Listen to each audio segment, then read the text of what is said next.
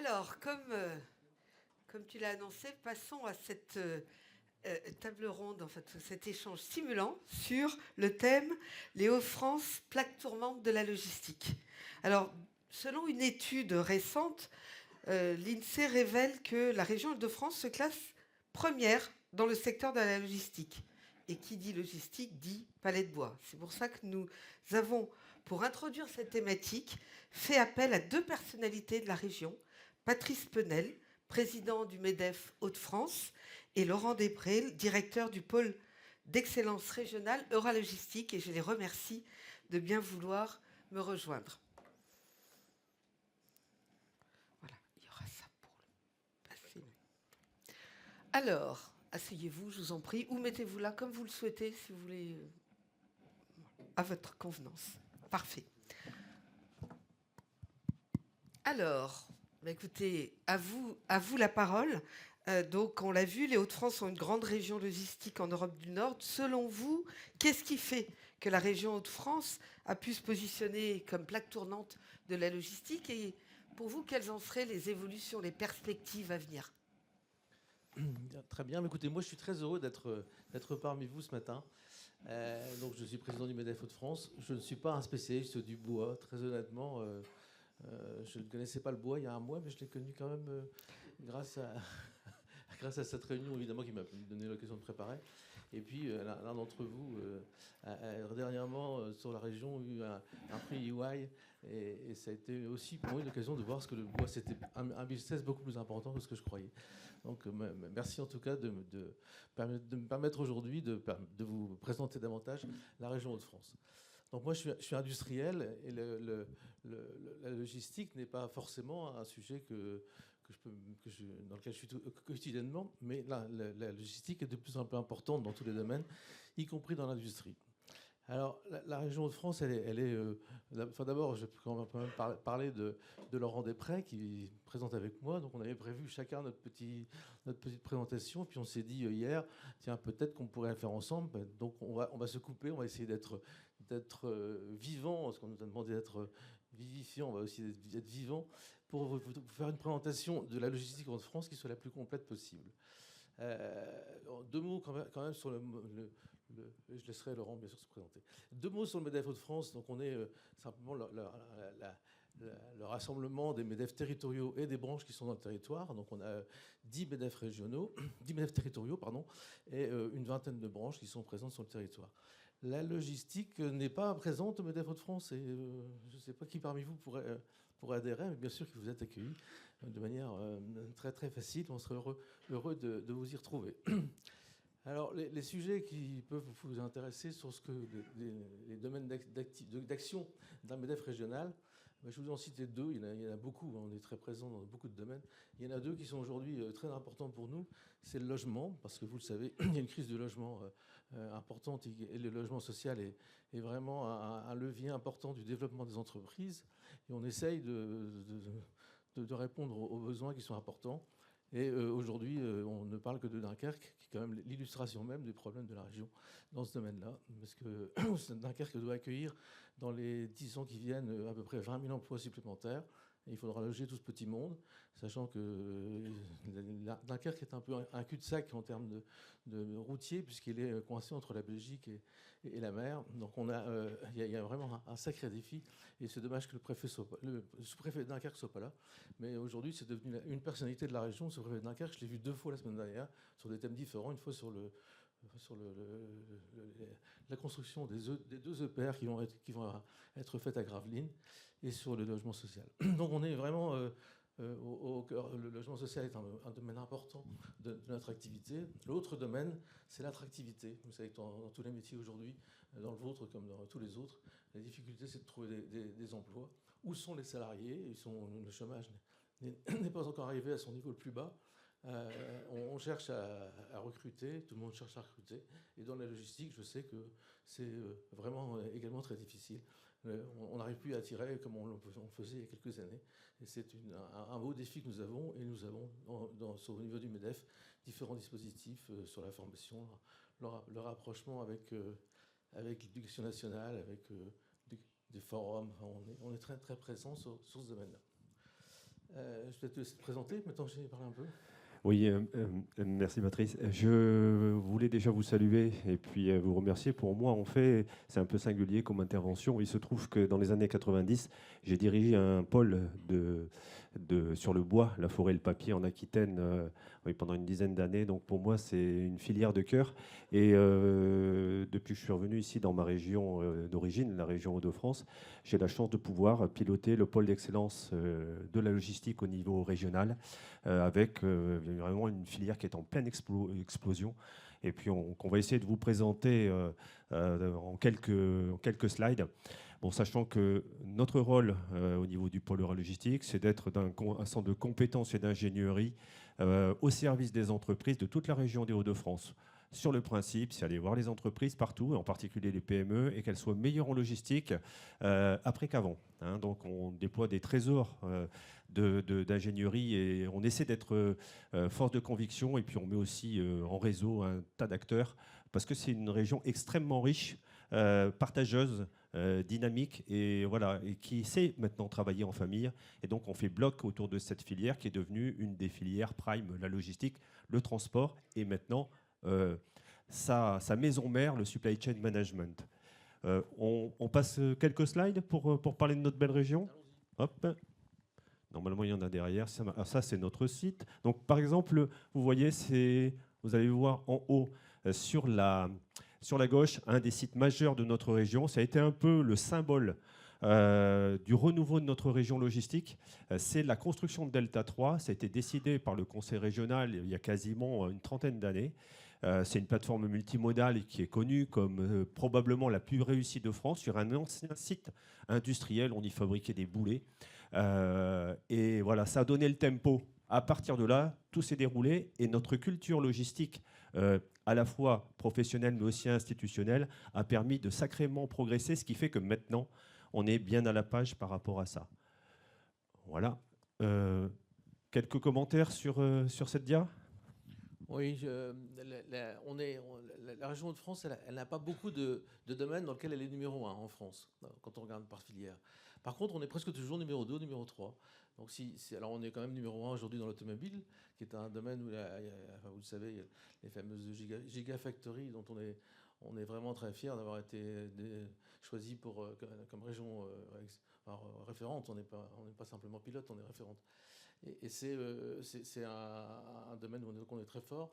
Il y a l'agroalimentaire qui est très forte également dans la région. On est numéro 2, numéro 3 en France. Il y a bien sûr tout ce qui tourne autour de l'industrie. C'est intéressant de savoir que 20% de l'énergie électrique française est consommée en Hauts-de-France. Pourquoi ? Parce qu'on a un tissu industriel d'industrie lourde, enfin la sidérurgie, la métallurgie, qui est très important. On a aussi des usines sur l'aluminium qui sont très, très consommatrices d'énergie. Donc on est dans la période actuelle, c'est un beau défi parce que les cours de l'énergie ayant considérablement augmenté, là, il a fallu se retrousser les manches pour trouver ailleurs, dans un marché mondial, retrouver ailleurs une compétitivité qu'on a perdue, qu'on avait précédemment grâce au nucléaire, et qu'on a un peu perdu parce qu'aujourd'hui le nucléaire est devenu sensiblement plus cher. Donc c'est tous des domaines où on est très très fort. Et puis bien sûr, il y a notre position géographique qui fait que la logistique, elle a une place importante. Je vais laisser Laurent donner quelques éléments peut-être. Alors voilà, des éléments qui sont assez illustrants de notre dynamique. Alors, notre pôle est un outil des chambres de commerce soutenu par la région, l'État et l'Europe. Mais aussi, 50% de son activité provient des fonds qui nous sont attribués par les entreprises. Il se trouve que, on a un site juste exceptionnel. Alors, chaque territoire se veut le barycentre, le centre de quelque chose. C'est évident. Cependant, on a une vraie singularité. Comme vous le voyez, ces fameux 80 millions d'habitants à 300 km, de quoi s'agit-il ? Ce sont des études qui ont été faites par notre institution chargée du captage des projets à l'international, Nord France Invest. Et puis ils se sont dit, voilà, qu'est-ce qui fait que nous sommes différents ? Il y a 3 sites dans le monde comme ça, avec un haut niveau de richesse, avec 80 millions d'habitants à 300 km. Et parmi ces 3 endroits, vous avez la région de France, une région qui est plate, une région extrêmement bien placée. N'oublions pas qu'on a le meilleur des accès vers l'Angleterre. Elle foisonne d'autoroutes. On est une région plate, donc ça c'est fantastique pour la logistique, donc fantastique pour la palette. C'est une région aussi, on peut l'imaginer, c'est une région éminemment ferroviaire. Le port de Dunkerque, par exemple, c'est un port extrêmement ferroviaire, il faut le dire, et qui n'a jamais de grève depuis un paquet d'années. Et puis, bien évidemment, notre corridor magique demain, le maillon essentiel sur lequel on fait la région mise beaucoup, le canal Seine-Nord-Europe, qui permettra bien sûr de relier Paris à Dunkerque, mais aussi à Anvers et au Havre. Donc ça ajoute une corde de plus à notre étendard. Cette région, c'est une région tout à fait singulière. Elle a vécu des crises. Si quelque part elle est forte en logistique, c'est parce que vous avez eu autrefois le charbon. Vous n'auriez pas eu le charbon et toute l'épopée de la conurbation minière, on n'aurait pas autant de voies ferrées, parce que ça servait justement à transporter ça. Pareil pour le fluvial. C'est aussi une région de la distribution, de l'industrie. Aujourd'hui de l'e-commerce, sans oublier le textile. Tout ça, en fait, ça a été les terreaux de notre culture logistique. Et elle nous a complètement imprégnés. 5 minutes encore ? Un petit commentaire, une évolution dans la logistique est intéressante. Il y a des logisticiens qui travaillent pour la VAD, aujourd'hui on n'appelle plus la VPC, on appelle ça la VAD, et qui ont totalement intégré la notion de stock, gestion de stock, et en colis, enfin mettre les colis en place pour leurs clients, qui est donc, dans certains cas, des très gros de la vente à distance. Et donc la chaîne de logistique, elle intègre, elle n'est pas simplement logisticienne, elle est aussi intégratrice d'une valeur ajoutée qu'elles font mieux parce qu'elles ont les stocks, parce qu'elles ont la place de gérer les stocks. Et puis avec les data qui aujourd'hui permettent de faire simplifier beaucoup les choses, ça leur permet d'avoir une réactivité qui est meilleure encore pour le client. Et quand on veut livrer en 24 heures, c'est encore mieux si c'est le logisticien qui a les pièces en stock et qui les livre chez les clients. C'est une évolution qui me paraît intéressante. Alors, l'automobile fait pareil, avec les flux tendus, elle fait pareil. Elle demande à ses logisticiens de faire au-delà du transport, mais elle fait aussi l'intégration de pièces et du montage. Et donc, comme vous le voyez, en fait, ce n'est pas un hub. Un hub, c'est un barycentre, c'est un réseau de hubs. On est un réseau de hubs près, en fait, du Range Nord. Donc, ça nous stimule, ça nous motive, ça nous challenge. Alors, quelques éléments peut-être de prospective, puisqu'on a 5 minutes, on n'en a plus que 4, voire 3,5. Donc, j'ai plein de fiches, mais je ne vais pas m'appuyer sur les fiches. Juste quelques éléments de pense-bête. Parlons immobilier. Alors, il se trouve, il n'y a pas longtemps, on a fait un petit rendez-vous avec le cabinet Arthur Lloyd, qui a mis en évidence un certain nombre de choses. Il y a peut-être un chiffre à retenir, c'est qu'en fait, la région Hauts-de-France, c'est une des régions où il y a encore du stock possible pour installer des entrepôts, ce qui est très très rare. Sur la région lyonnaise, c'est terminé. Quasiment, en fait, un tiers du stock français, c'est chez nous. À plus de 6 mois, c'est 1,8 million de mètres carrés, c'est-à-dire le plus gros stock en Europe au niveau de la région. Alors, je ne vous ferai pas la répartition géographique, parce que ça, ce sera pour une autre conférence. Les conséquences, oui, des crises sur la logistique. On a parlé du Brexit. Le Brexit, la région de France l'a bien géré. Elle est devenue spécialiste du Brexit. Et ça, c'est juste un fait. On s'attendait à une catastrophe. Et non, finalement, évidemment, pour l'Europe, c'est plus compliqué. Mais à notre échelle, c'est différent. Mais par rapport à ça, sur le front de l'économie, que se passe-t-il ? Il y avait le monde d'avant. Il paraît qu'il va revenir, mais on sait très bien qu'il ne reviendra plus. Et que donc, par rapport à ça, tout ce qui est VUCA, ce monde de volatilité, d'ambiguïté, de complexité, on essaie de l'appréhender en essayant d'être robuste sur nos chaînes logistiques. Donc on est un grand nombre de personnes à travailler là-dessus pour pouvoir finalement anticiper les ruptures, les goulets d'étranglement, les composants, les conflits. Tout ça, c'est une région finalement qui est assez phénix par rapport à ça et relativement inventive. On parle aussi de circularité.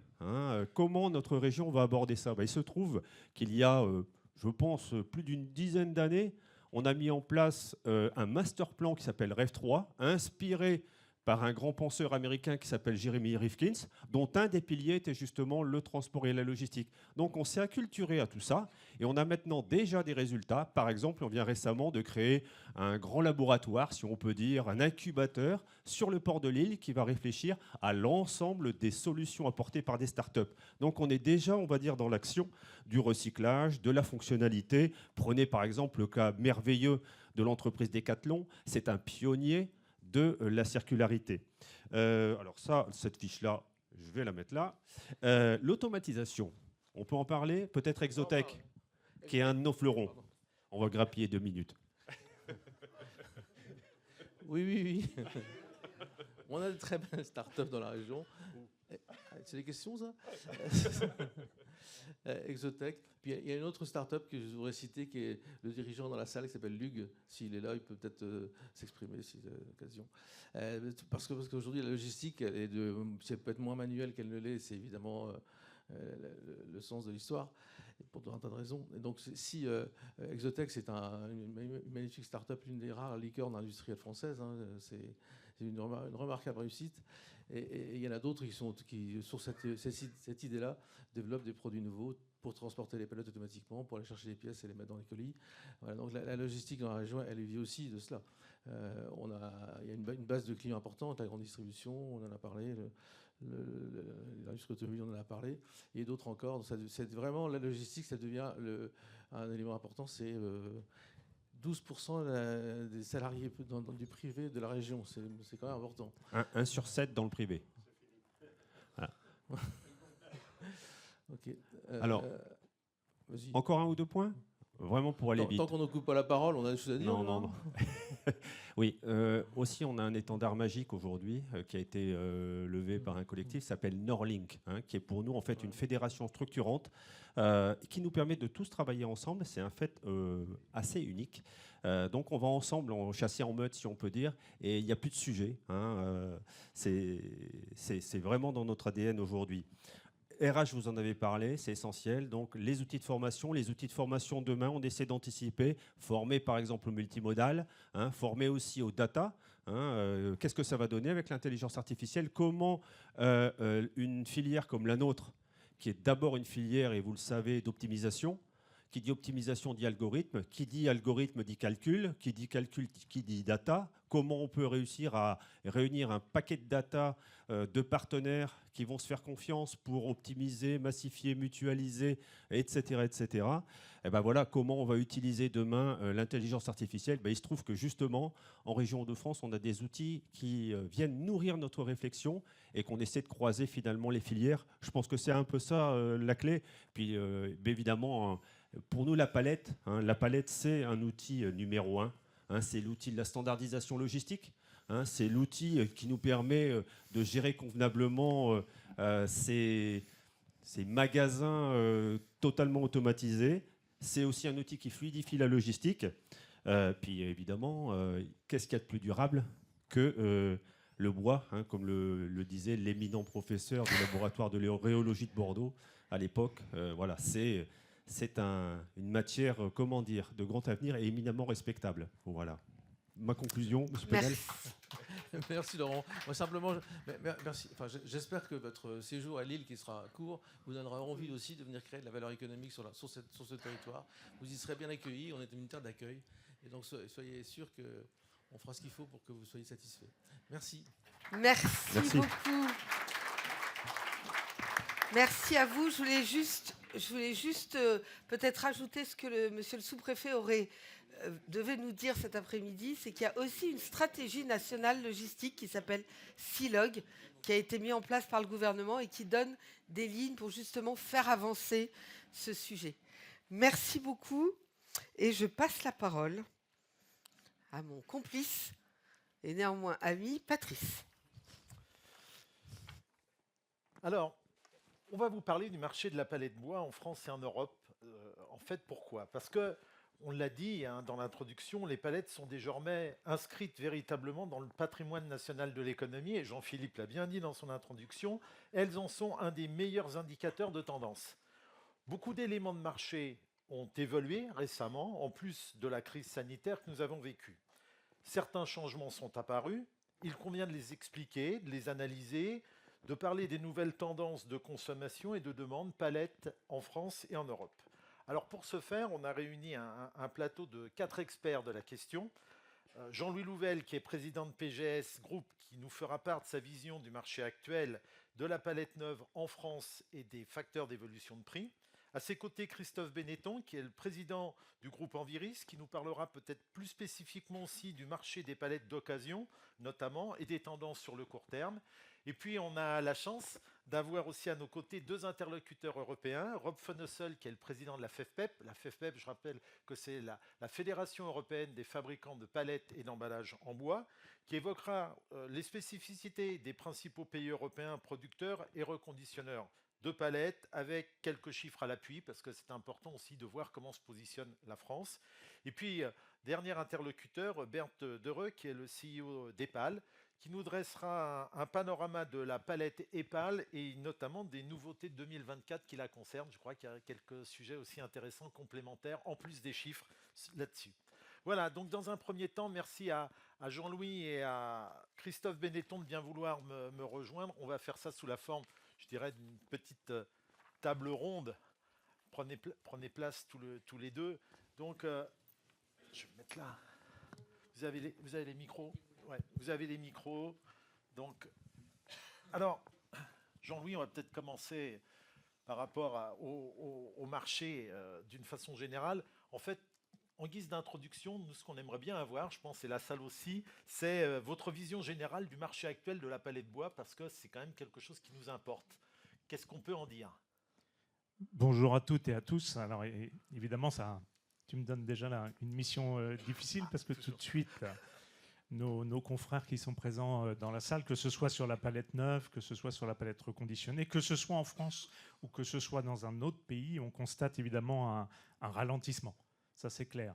Un ralentissement, d'ailleurs, je dirais, plus prononcé depuis le mois de septembre, et peut-être même plus prononcé au mois de septembre, qui s'explique d'ailleurs principalement aussi parce qu'on sortait d'une époque où la peur de manquer de palettes n'a jamais été aussi présente et aussi importante, voire peut-être, d'ailleurs, c'était peut-être la première fois que les utilisateurs ont eu la peur de manquer de palettes. Du coup, ils avaient quand même des stocks plus importants que la normale, des scieurs ou des fabricants de palettes qui avaient aussi des stocks peut-être un peu plus importants que la normale. Et je pense qu'au mois de septembre, en tout cas, il y a eu un rééquilibrage. On a d'ailleurs un slide sur les indices. Voilà. En fait, qui est quand même assez parlant quand on regarde la conjoncture. Depuis la création des 2 indices du HPE et du CEB français, donc en 2006, on voit quand même de quelle période on revient avec ce qu'on a connu en 2022, un pic très important et très élevé. Et là, on voit d'ailleurs, ils sont sortis tous les deux la semaine dernière, tant l'indice français que l'indice HPE. Et on voit que l'indice HPE a légèrement fléchi, mais est arrivé à un niveau stable. Alors l'indice HPE est en mensuel, au mois de novembre, octobre, il sort tous les mois. L'indice CEB, bien connu des Français, lui, est au trimestre. Donc on s'attend à avoir trouvé peut-être un point bas. Un point bas. Parce qu'il y a quand même des éléments qui sont importants. Le marché baisse. On le voit, le prix des sièges s'est réadapté. Mais après, par contre, le prix du billon en forêt, on ne voit pas de baisse particulière. Donc ça, c'est important. C'est important. Alors, justement, je dirais dans les grandes composantes du prix de revient d'une palette bois, tu nous as effectivement parlé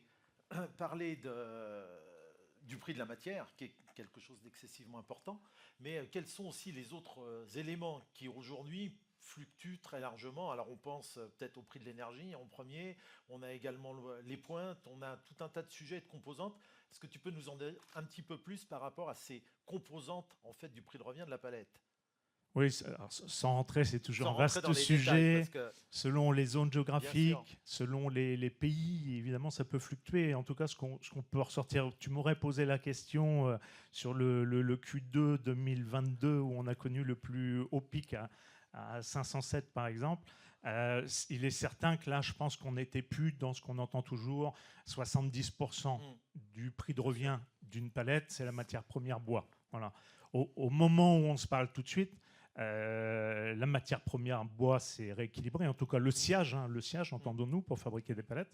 Mais les salaires ont augmenté, comme tout le monde le sait, hein, c'est pas une nouveauté. L'énergie, même si on a peut-être un tout petit peu plus de visibilité, qu'il y a 6 mois, 1 an, on était particulièrement inquiets. Les prix ne sont plus du tout les mêmes non plus. Mais on peut aller aussi plus loin, hein, les amortissements.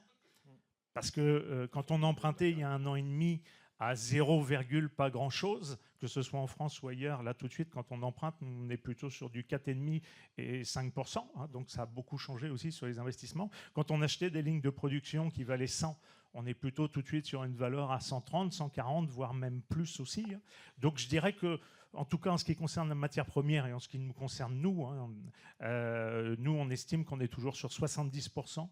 Maintenant, du prix de revient d'une palette neuve, c'est la matière première bois. Vous voyez, on est revenu à cet équilibre un peu auparavant, parce qu'en fait, tout a augmenté. Tout a augmenté. Alors, je dirais, aujourd'hui, donc, on voit un peu comment la situation et on en est revenu à une certaine stabilité, en tout cas à des prix qui ont un peu baissé.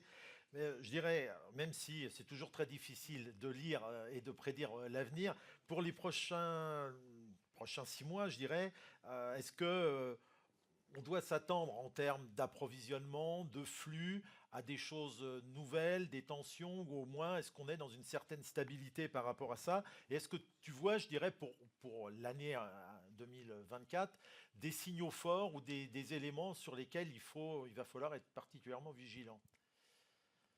Oui, alors, bien évidemment, là, je livre que notre interprétation. Donc là, je parle au nom de PGS parce que bien serait prétentieux celui qui actuellement serait capable de prédire ou de faire des prévisions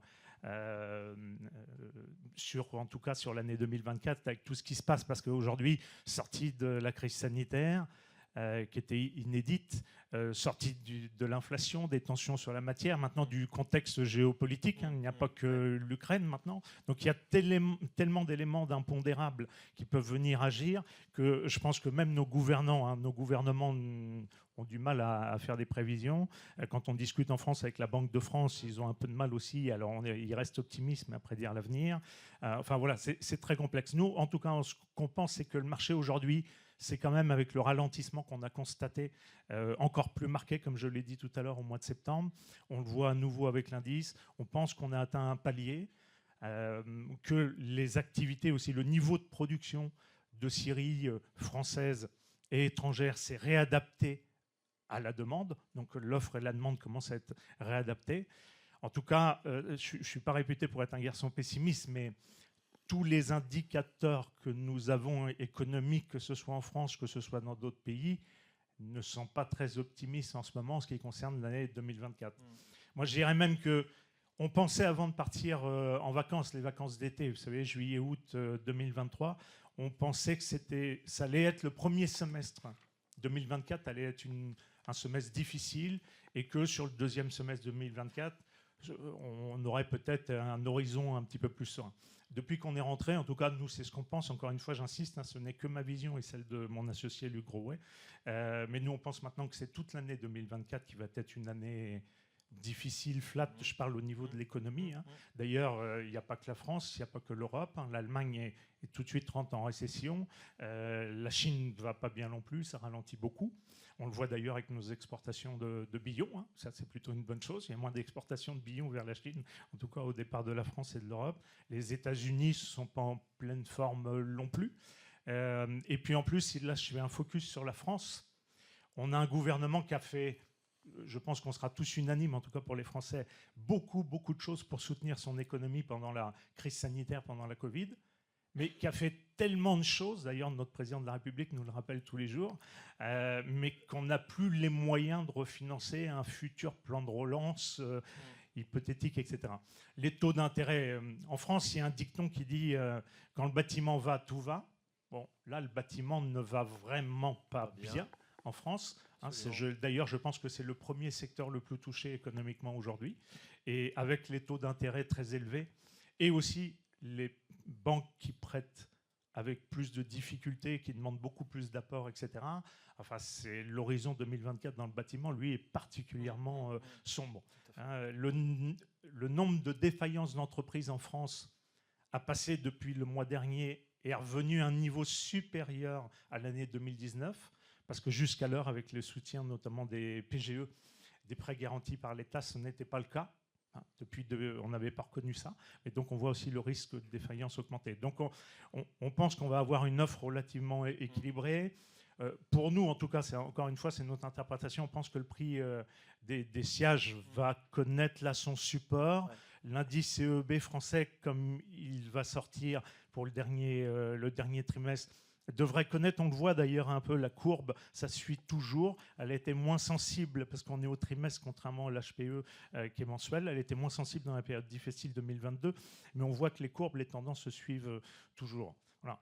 Moi, ce que j'aurais envie de dire aussi aux utilisateurs qui nous écoutent, qui sont présents, c'est de développer plutôt une relation partenariale avec leurs fournisseurs, peu importe qui ils sont, mais développer une relation partenariale plutôt qu'une relation d'opportuniste.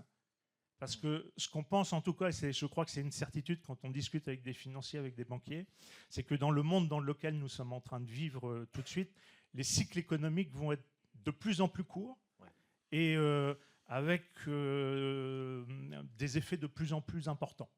Vous voyez, donc autant je suis beaucoup plus optimiste sur l'année 2025, et aussi parce que nos gouvernements n'auront pas d'autre choix que de relancer la machine et de détendre un petit peu les taux. Quand on discute avec des partenaires bancaires, beaucoup n'espèrent même pas une baisse des taux en 2024. Vous voyez, certains sont encore optimistes, espèrent peut-être que sur le dernier trimestre 2024, il y aura une baisse des taux. Bon, donc tout ça est un petit peu conditionné. Voilà. Okay. Donc en tout cas, voilà, un bilan clair. On sait effectivement à quoi s'attendre. Fidélisation aussi de la clientèle et dans les deux sens, parce que c'est effectivement important de se rapprocher. Puis une filière, je crois Jean-Philippe l'a dit, qui est en tout cas résiliente, qui l'a montré et qui est prête à rebondir autant que besoin. Maintenant, je vais passer la parole à Christophe Benetton. Alors Christophe, peut-être quelques mots pour compléter. Si l'autre doit fonctionner. Ouais. Peut-être pour compléter la vision de Jean-Louis, d'abord sur le marché de la palette neuve, parce que je veux dire, le groupe Enviris, effectivement, est aussi positionné sur ce sujet-là.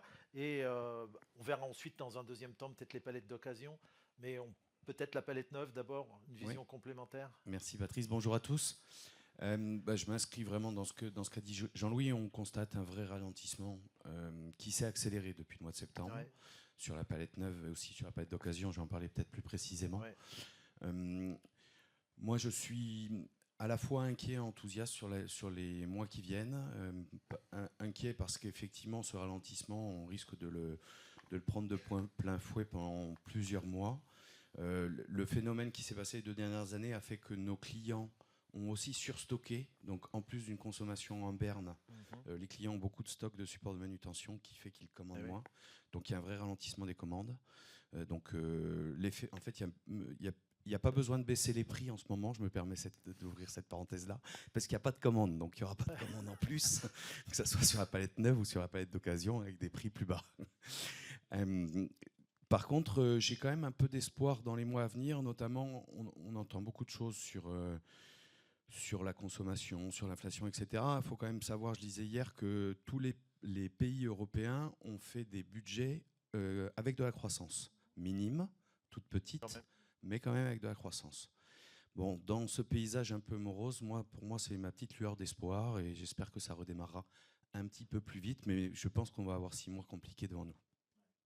Alors, justement, on connaît maintenant depuis longtemps la complémentarité entre le marché de la palette neuve et le marché de la palette d'occasion. Donc, par rapport au marché de la palette d'occasion, et surtout aujourd'hui, on voit le réemploi, je dirais, l'intérêt qui est porté aussi par les pouvoirs publics par rapport au réemploi d'une façon générale.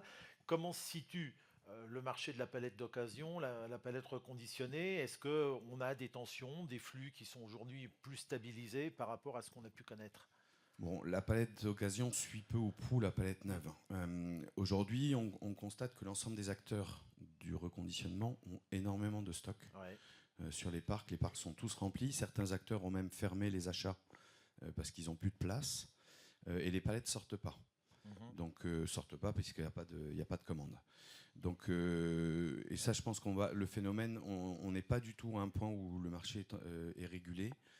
Il va se réguler dans les mois à venir, mais il y a 6 mois, parfois un peu plus de décalage entre la palette neuve et la palette d'occasion. Donc autant, effectivement, je crois qu'on a atteint un point d'inflexion sur la palette neuve, autant sur la palette d'occasion, pas encore.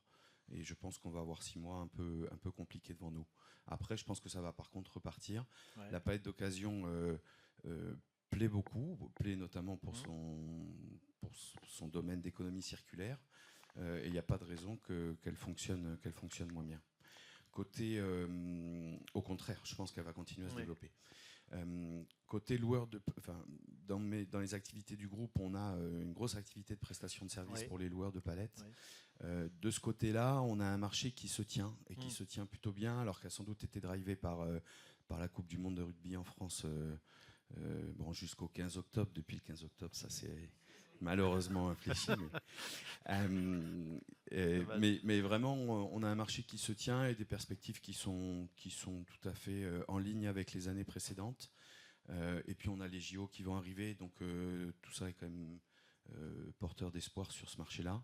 Sur l'achat-vente, le métier traditionnel, ça sera un petit peu plus compliqué. Oui, sur le métier traditionnel, on voit quand même aussi cette notion de service, je dirais, qui apparaît aussi bien depuis longtemps maintenant sur le marché de la palette neuve, mais aussi sur le marché de la palette d'occasion et sur les systèmes de relocalisation, de mise à disposition aussi des palettes pour avoir une optimisation effectivement des transports. Donc par rapport à, je dirais, si on essaye d'avoir un peu une vision d'avenir, marché de la palette neuve, marché de la palette d'occasion, on va rester avec un équilibre, je dirais, raisonné par rapport à ça. Comment est-ce que tu vois un petit peu l'avenir? Même question que celle posée à Jean-Louis. J'ai pas non plus de boule de cristal.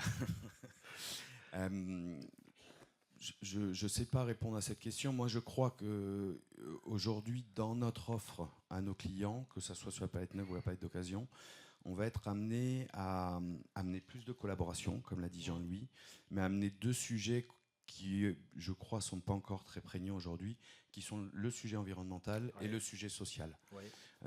On crée nos offres en fonction du service et des produits qu'on livre à nos clients pour créer de la valeur financière. Mais je crois que demain, il faudra vraiment intégrer à nos offres la création de valeur environnementale et la création de valeur sociale. Et ça peut faire bouger un peu les lignes.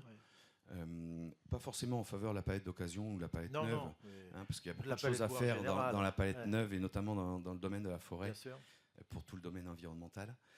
Donc comment les lignes vont bouger, j'ai pas la boule de cristal, je pense qu'elles vont bouger un peu à la marge. Mais en tout cas, ces 2 sujets sont 2 vrais sujets ou 2 défis d'importance sur lesquels aujourd'hui les fabricants travaillent et ont une vraie argumentation ou des éléments à apporter. Je crois que jusqu'à maintenant, ça reste encore un champ d'investigation où il y a du positionnement, où il y a, je dirais, de la collaboration avec les clients pour apporter aussi ce genre d'informations par rapport, que ce soit, mais ça sera évoqué dans le cours de la journée, les bilans carbone, je dirais des éléments un peu quantitatif sur le positionnement de la palette bois. Oui, alors j'en suis convaincu et puis je crois qu'on fait beaucoup de choses dans le domaine, mais on n'en parle pas. Donc je pense qu'il faut qu'on ose aller porter la bonne parole de toutes nos actions positives auprès de nos clients et qu'on vende tout ce qu'on fait de bien pour l'environnement notamment. Il faut aussi qu'on pense à la valeur sociale. Oui, bien sûr, qui est tout à fait complémentaire. Un mot, Jean-Louis, par rapport à ça? Je rejoins... On va y arriver qu'il faut. C'est peut-être parce qu'on m'a censuré. Je plaisante. Non, mais je rejoins tout à fait Christophe avec aussi les sujets sur l'environnement auxquels nous on croit beaucoup, c'est-à-dire l'éco-conception. Ça, c'est très important. Et puis la reverse logistique, c'est une manière aussi d'accompagner nos clients. C'est comme ça, qu'à mon sens, qu'on arrive à développer des relations partenariales et aussi d'éviter que de parler facialement d'un prix par rapport à un autre prix. Enfin, voilà, c'est pour ça que ces 2 sujets-là prennent de plus en plus d'importance. C'est une manière aussi de faire des économies importantes pour nos clients. Une dernière question, parce qu'après, je sais qu'on a nos 2 intervenants étrangers. Une question.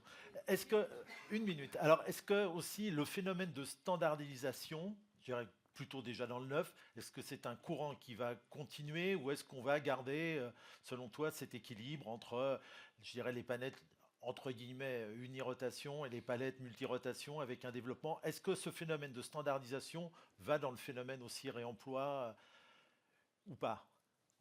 Ouais, alors, sur la standardisation, c'est-à-dire les formats utilisés resteront ceux utilisés, en tout cas en ce qui concerne les formats standards. Absolument. Après, nous, ce qu'on voit et ce qu'on pratique, nous, c'est qu'on développe de nouveaux types de palettes qu'on essaie de normaliser et de produire en masse. Et qui répondent à une grande quantité de besoins. Mais ça reste sur des formats, tous les formats sûr, que tout le monde connaît. Bien sûr. C'est une manière, justement, encore une fois, sur l'éco-conception, d'économiser sur la matière, de mettre plus de palettes pendant le transport, sur un camion, sur un SMI, et puis de pouvoir aussi d'avoir des solutions innovantes, ce qu'on appelle la reverse logistique, pour pouvoir les collecter après utilisation. Je pense que là, il y a une vraie sensibilisation avec tout ce qui se passe sur la filière qui va être développée aujourd'hui, ce que les gouvernements mettent en place. Il y a une vraie sensibilisation pour les utilisateurs à s'occuper de la récupération de leurs emballages. Bien sûr. Bon, mais très bien. Merci Jean-Louis, merci Christophe. Un mot peut-être complémentaire, le dernier. Ouais, juste. Oui, parce que. Bon. Non, simplement dire que sur les palettes un peu plus exotiques, oui, quand je parlais de coopération tout à l'heure à développer avec les clients, il y a cette idée sur des moins gros volumes d'arriver à faire aussi du reconditionnement et leur apporter un service d'économie circulaire autour de la palette. D'accord. Je pense que ça fait aussi partie des points à l'avenir. Et puis des enjeux sur lesquels il va falloir travailler. Très bien, merci beaucoup messieurs. Vous restez peut-être à nos côtés pour les questions, mais parce que on prendra les questions de la salle après les intervenants. On te rappellera peut-être pour les questions tout à l'heure. Vous pouvez vous remettre tout à l'heure. Donc, j'appelle maintenant Bernd et Rob Funnessel, donc nos amis étrangers qui nous font la gentillesse de venir nous rejoindre. Alors, oui, je vais mettre là. Donc, on va avoir dans un premier temps une présentation générale de Rob par rapport un peu à la dernière enquête FEFPEP au niveau d'un certain nombre de chiffres, surtout aussi sur l'évolution et la demande à court terme.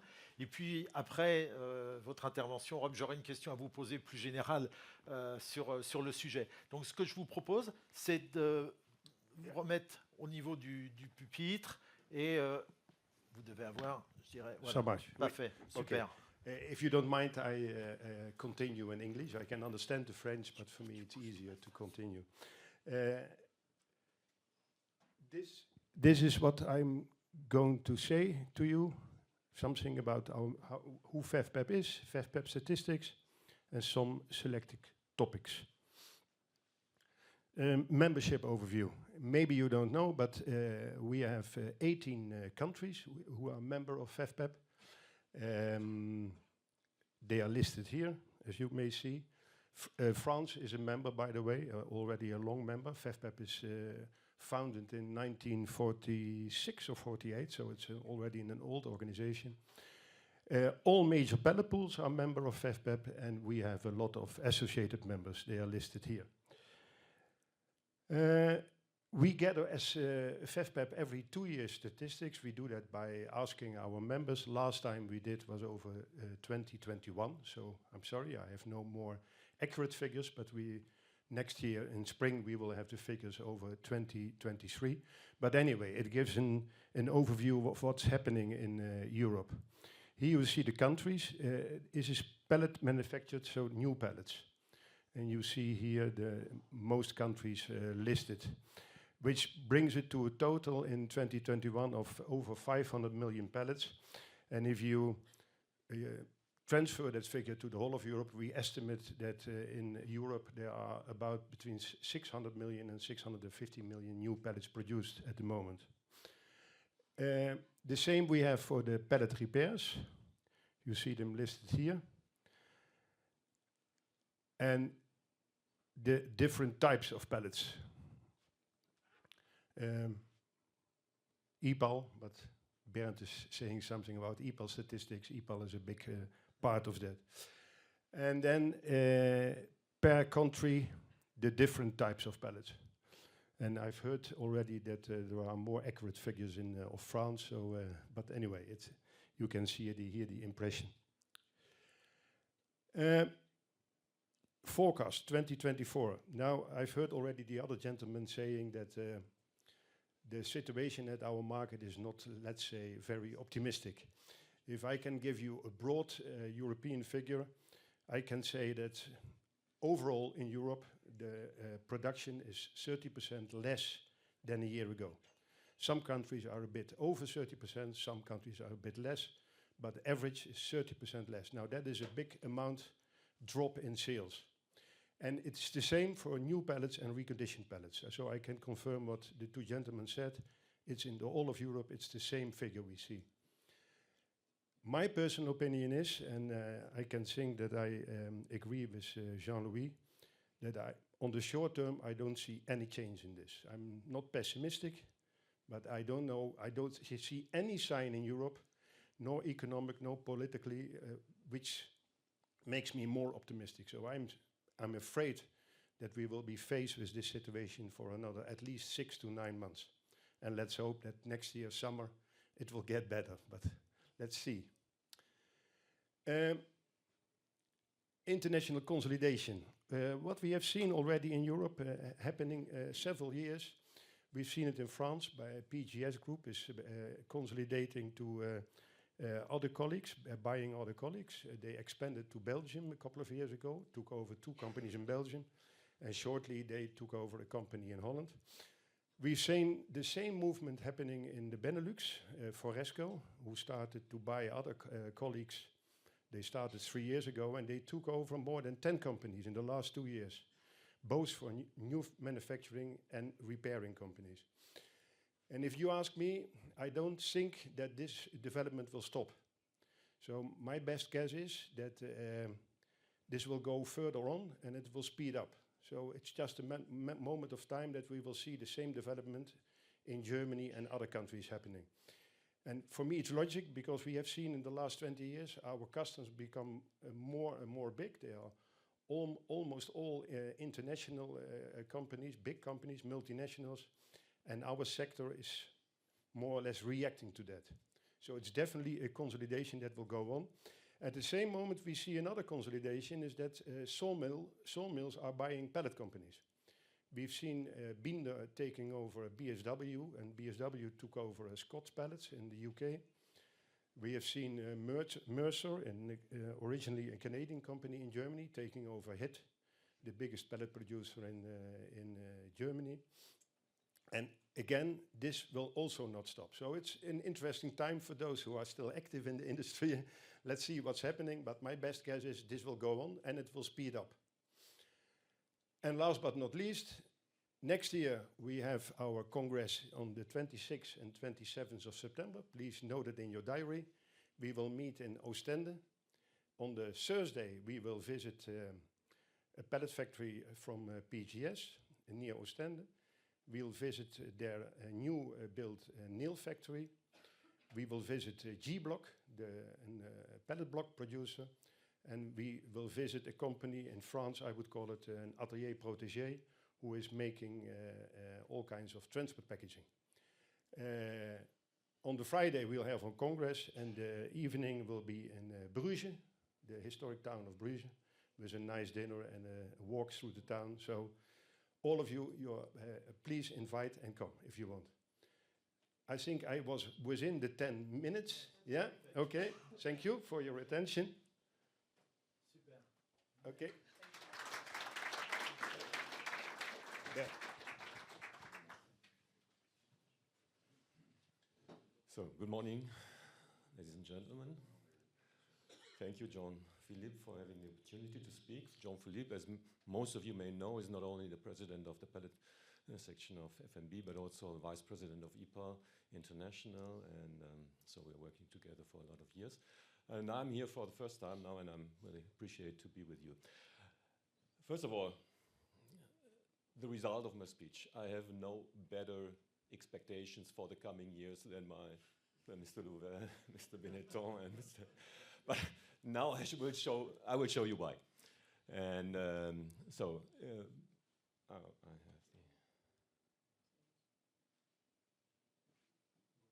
Sorry. Okay. So this is the topics of my speech. I have to excuse that I'm speaking in English. I expected to speak in German, so I made no notes. So because you can wake me up in the morning and I speak to you about an hour in German, but not in English. So EPAL statistics. For me, it's a little bit easier to talk about the statistics than for Rob, because we have members who are reporting on the numbers they are producing and repairing every month. So I can show you the background of what you already heard. So these are the production numbers of EPAL in the last 10 years. And as you can already see, there is a nearly steady increase since 2013, but now we're expecting a drop for this year, of course, and next year. I will speak about this later. The question is only how big the drop will be. Here we can see 100 million expected production for this year. I think this is quite optimistic. Last year we made a production of 109 million pellets, which was a record. And I will tell you a little bit more about the reasons for this. But this year we're expecting, I think now, knowing the numbers for October, which I didn't know when I prepared this slide, I think we're expecting something about 95 million EPAL Euro pellets, which is right now a decline of about 50%, speaking only about EPAL Euro pellets. Speaking about all pellet types of EPAL, we have a decline of only 11.7 right now, 11.7% at the end of October. But, and this is something I don't forget, this is not the same in all countries of EPAL. We have countries with a decline of only 5 to 6%, and we have other countries with a decline of production numbers of nearly 30%. And what we are reading in all the magazines throughout the whole year, the decreased numbers for wooden packaging, for wooden products have been between 20% and 30%. So as EPAL, we can be some kind of glad with only a decrease of 12 to 15%. Looking at the numbers, the production numbers for the last 25 years, about 25 years, I think this is maybe some optimistic message I brought to you, because we always, when speaking about EPAL pellets, we always say they are some kind of barometer for the economic development, and you can see this here. Barometer means we are not influencing the development, but we are showing the development of the economic situation, and you can see it very clearly right here. This was the bank crisis. Yes, the bank crisis, 2008, 2009, with a decrease of about 10%. And then we had the finance crisis of the Greece crisis and so on in 2012, with only a decrease of 5%. And now we are here, and we will have, well, as I mentioned, a decrease of 10 to 15%, which is, of course, more than the situation we were facing in 2008 and in 2012. But the good message is, after every decrease, there was an increase. And we had an increase here, a slight increase, and we have a very strong decrease here. So talking about perspectives is what will be happening here in this years, 2024, 2025, 2026. And Mr. Louvel always said we are not expecting a strong increase for 2024. At EPAL, we planned our budget last week, and this is very important for us because most of our income comes from license fees, depending on production numbers, and we have planned the same situation like this year, which means there will be no further decrease in 2024 compared to 2023, but there will be as well no increase. But to be honest, we don't know it. Asking, it's not about pellets or wooden packaging. If you ask somebody on how the economy will develop in the next years, nobody knows exactly. So this is at least some optimistic. And of course the question is for us, and I think for everybody of you, is on how to prepare for the future, on how to prepare for an increase of numbers, or maybe for the situation continuing like today. Here we have the production numbers for EPAL in France. And first we have to say France is mainly a market for reconditioning, for repair, and so on. But it's also interesting to see how the production numbers in France have developed in the coming years. This year we will have in France, of course, a decrease as well as in all the other countries.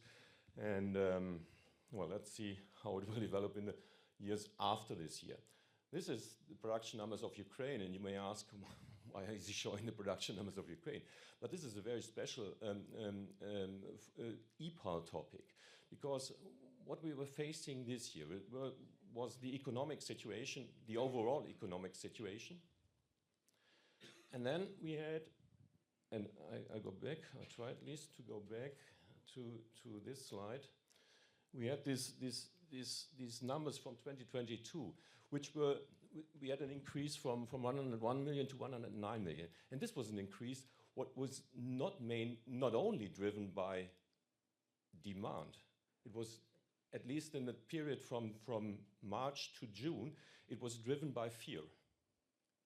A lot of companies were ordering pallets without needing them, but because they were fearing not to have enough pallets. And of course, these pallets are on the market. As we have not disposable pallets, but reusable pallets, these pallets are still on the market, they are still produced, they are in the stocks, as you mentioned before. They are in the stocks of the repairers, they're in the stocks of traders, they are everywhere, and they're coming back to the market. And this, of course, affects the development for 2023, for this year as well. And coming back to the slide, and this is a very special thing for EPAL, the influence from Ukraine. As you can see here, this was the situation. This was when the war started, February 2022, and the production numbers have gone up like this. We have since then we have a mainly typical development for the whole EPAL market. But this, of course, is affecting all the producers in the rest of Europe. The very strong increase of production in Ukraine. And this will affect us for the coming years. This will not change, not that much. But this was quite untypical. The decrease in numbers from September to October, we don't know yet the reasons for this. Okay, I have to hurry up a little bit. So I think I can make this a little bit faster, because we saw these numbers before. This is the development of pallet prices, and this is, of course, a big problem for I think for most of you, but especially, of course, for the EPAL pallet producers, that we have this parallel development, the decrease in demand and the decrease in prices. And all of that compared to 2023 is, of course, a disaster. And this is, I think, this is very important. 2022 was a very exceptional year. To have an effective analysis, we have to compare 2023 with the year 2021 and with a normal development from 2021 to 2022. Okay, this was quite the same situation with the pallet prices coming from the oil wheat price mirror, and yeah, this is some very new report from the production from the pallet import export in Germany, with a decrease of 27%, I think, and 21% with the export. The export fell by 21%, and well, we had a decrease of 37% on the import. And this is saying something about the development of the economy in Germany, but the overall development in Europe as well, I think. And here we have the development of prices of solid timber. I think Mr. Louvel already showed this number, so I think we can go on this. Okay, speaking about perspective, we have to look at the economy. And of course, there are positive signs. The inflation rate is decreasing compared to the beginning of this year, which is good. But as already mentioned, let's first look at this. Energy prices, which is good for pellet producers, are decreasing. Food prices are still increasing, which is not good, coming to the demand from retail industry and so on. And this is what was already mentioned, the development of interest rates in relation to the development of the inflation, which is a little bit contradicting, and which is not a good sign for the development in 2024, because I agree with Mr. Louvel, the interest rates will not decrease, they will increase. So, industrial production, very important for the production of pellets as well. No good development until August. I don't know the actual numbers. And let's see how this will develop. Okay, very shortly about the future prospects. As I mentioned before, in times like this, you have to prepare for the future, and EPAL is doing so.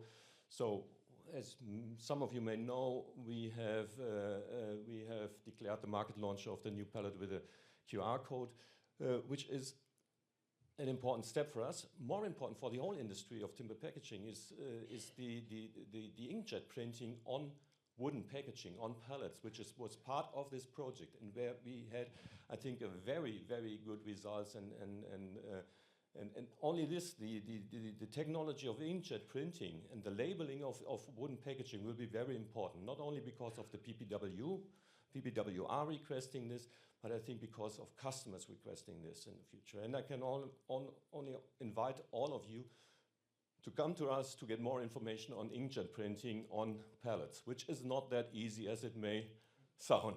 And this is, of course, the system. Leah will talk about this later, so I can skip these pallets.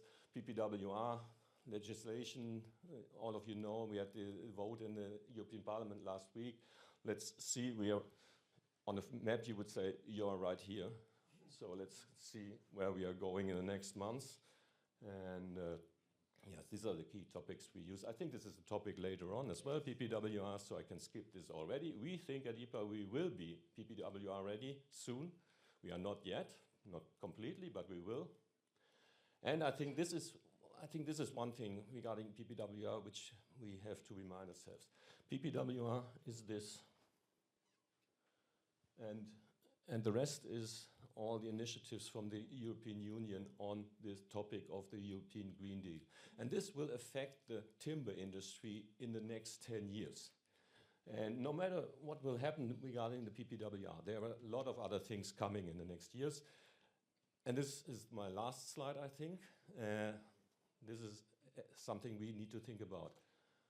This is the situation today. The shares are not exact, but this is the new demand. And this is something we need to prepare ourselves for. There will be new demand on timber in the coming years. From climate change, you know, forest fires in France is something we in Germany recognize every year. And we have it in Germany as well, of course, as in other countries. Demand for regulation. The EU wants to protect forests. They need forests as a carbon sink. And more demand from energy and from other countries like China. We had China's delegation here in Europe. They were not that much interested in pellets. They were interested in buying timber. And this will not stop. So, thank you very much.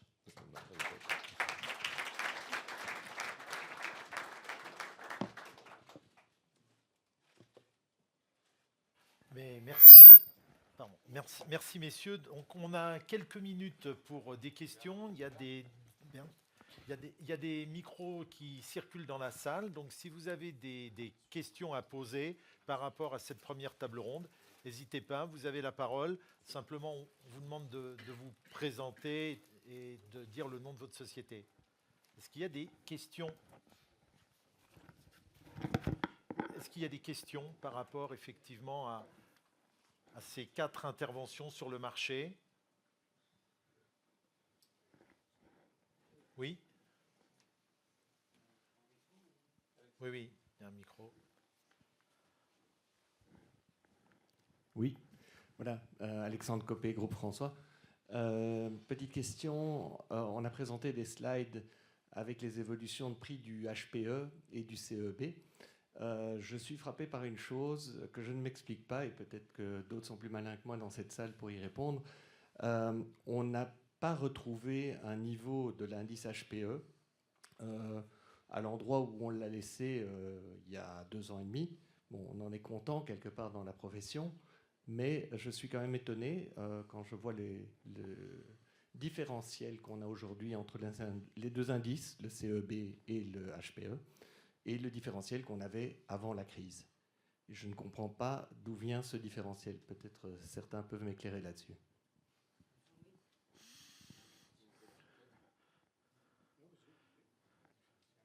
Jean-Louis, peut-être. C'est une question pointue en tout cas, mais très pointue.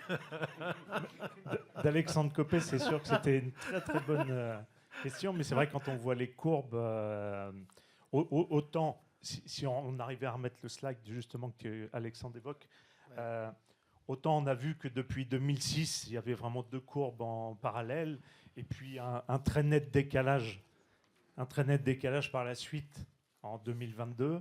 Je vais vous dire que parfois, même moi, donc là je parle au nom de PGS, on a du mal aussi à s'y retrouver sur ce décalage. Après, ce qui est vrai, c'est que le HPE est hyper réactif. Il est construit, il est hyper réactif, il donne le ton au marché européen. Et le CEB sort au trimestre de manière échue. Et le temps qu'on a évidemment l'indice, je pense qu'il ne reflète pas toujours la réalité du marché, quoi. Mais ouais, c'est difficile. C'est vrai qu'on a de plus en plus, nous, de clients qui préfèrent mettre dans les contrats l'indice HPE que l'indice français, même sur des clients qui sont uniquement français. Bon, je reconnais les Allemands, d'ailleurs, en Allemagne. Je dis toujours, les Allemands, ils ont un point fort, peut-être par rapport au marché français qui est moins actif, en tout cas c'est mon opinion de longue date depuis 30 ans de PGS, c'est qu'en Allemagne, les prix montent, les Allemands montent tout de suite les prix. Les prix baissent, l'indice baisse, les Allemands baissent leur prix. C'est hyper réactif. En France, on est connu que quand l'indice monte, le français est beaucoup moins réactif pour aller augmenter les prix, alors que pourtant il faut, parce qu'il y a des effets ciseaux. Et puis par contre, quand l'indice baisse, le français est parfois, là, ce coup-ci, assez réactif pour baisser les prix. C'est mon interprétation depuis 30 ans, mais on le sait, puisqu'on en parle avec plein de confrères français, quoi. Mais voilà. J'ai pas grand-chose, moi, à dire de plus sur cet indice. Ce que je rejoins quand même, et on l'avait dit au dernier Futuropalette, donc il y a 2 ans, on l'avait dit aussi aux utilisateurs, parce que là, en plus, c'était en visio, et c'est agréable d'être en présentiel quand même maintenant. Mais c'est que on ne retrouvera pas, en tout cas pour moi, l'indice qu'on avait auparavant. Il suffit de regarder la courbe. Je crois que l'indice, la HPE, qui est sorti au mois de novembre, il y a encore 65 ou 68% de plus que juste avant cette montée des cours et des prix. Et pour moi, on ne retournera pas au prix d'auparavant, ou alors d'ailleurs, ce serait une catastrophe. Parce que entre la masse salariale qui a augmenté, entre l'énergie qui a augmenté, entre l'acier qui a augmenté, entre nos capex, nos investissements, le coût est plus important, enfin là, ce serait même insupportable. C'est pour ça que tout à l'heure, j'ai quand même insisté, et on se rejoint, c'est que par contre, en forêt, le prix du billon, on ne le voit pas baisser, et encore moins dans des proportions pareilles. Donc, on est aussi en forêt, on a encore un prix de produit connexe assez élevé. Parce que schématiquement, moi je dis toujours à plus ou moins 1 ou 2%, mais on produit 50% de produits connexes, 50% de sièges, schématiquement. Voilà. Et donc avec un prix encore relativement élevé tout de suite, alors que l'hiver ne semble pas quand même bien rigoureux. Depuis que je suis arrivé à Lille, il fait froid. Ça, c'est vrai, depuis que je suis arrivé à Lille, mais l'hiver n'est pas bien rigoureux. Donc ça, c'est aussi des éléments qui peuvent jouer. C'est d'ailleurs ce qui fait que l'on pense qu'on a atteint aussi un plancher. Sur l'indice, qu'on a atteint un plancher. Parce qu'on ne pense pas que les produits connexes vont rester aussi à un prix aussi élevé. Ça va se réguler aussi un petit peu, quoi. Enfin voilà, il y a tellement d'éléments. De toute façon, c'est ce qu'on disait et que vous avez dit aussi tout à l'heure. C'est difficile de prédire l'avenir. Ce serait bien prétentieux. Je crois que nos gouvernements, même nos partenaires bancaires, les financiers, ont eux-mêmes du mal à prédire l'avenir. Oui, puis un petit complément sur l'indice pour répondre à Alexandre, c'est que il y a quand même c'est des indices qui montrent des tendances, mais on sait que les méthodologies de calcul ne sont pas tout à fait les mêmes. Le HPE est basé uniquement sur du résineux, le CEB, mais Nicolas pourrait l'expliquer, mais on est parti pour 2 heures tellement c'est complexe. Mais il est tempéré par plusieurs essences, donc plusieurs dimensions, plusieurs essences, ce qui fait effectivement que ça peut créer des effets tampons qui sont différents de l'indice HPE qui prend en plein boom les aspects du résineux.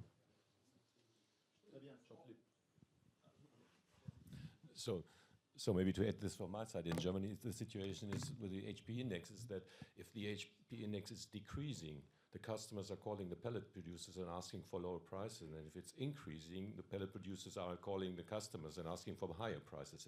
It's that much important. They are waiting for the HP index. And last week we had the new one with an increase of only 0.1, and everybody said, okay, why didn't they say 1% up to ask their customers for an increase? And this is very specific for Germany, of course. Thank you, Bernd. Il y a juste une question dans l'autre salle. Je suis désolée. Du coup, on la prend et ouais. Il y a une question. Qu'est-ce que EPAL en général va faire contre les palettes EPAL non conformes venant d'Ukraine et de Pologne? On estime 22 millions de palettes qui circulent. Je ne sais pas qui a posé la question.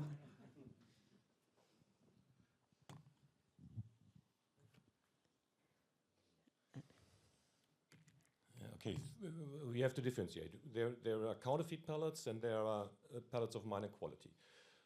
With EPAL pellets from Ukraine up to today, we don't have quality problems.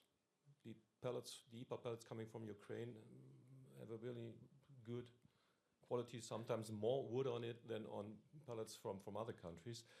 And we have no exceptional increase regarding counterfeit pellets up to now. At least I don't have any reports. Of course, we are working on this. We have our inspection companies controlling the stock at the companies all over Europe. They're controlling the stock of pellets and looking for counterfeit pellets. And that's why I can tell you, we don't have a recognizable increase of reports of counterfeit pellets. There is a problem with second-hand quality, but this is mainly a problem with other products. When I talk to Ukrainian producers and asking them why don't they stop producing these bad pellets which we see in their stocks, which are not EPAL pellets, they are telling us, okay, you have to understand, we cannot only buy first grade quality when we're buying timber, we have to buy all qualities. So we use the first grade timber for EPAL pellets and we use the second grade and third grade for other products. And of course, sometimes for pellets of our competitor, which is UIC EUR pellets, and we see a lot of these pellets. But I don't want to talk that much about our competitor. Well, if customers want high quality pellets, and most of them know this, they buy EPAL pellets. And we are working very hard on counterfeit pellets, very hard. And so up to now, there's not such a big problem.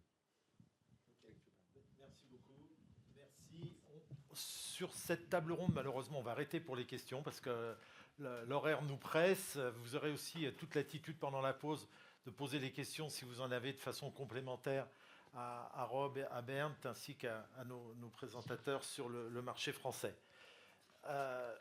On va passer maintenant à un autre sujet qui est très lié à celui qu'on vient de voir, qui concerne en fait la ressource et les enjeux par rapport à la ressource bois.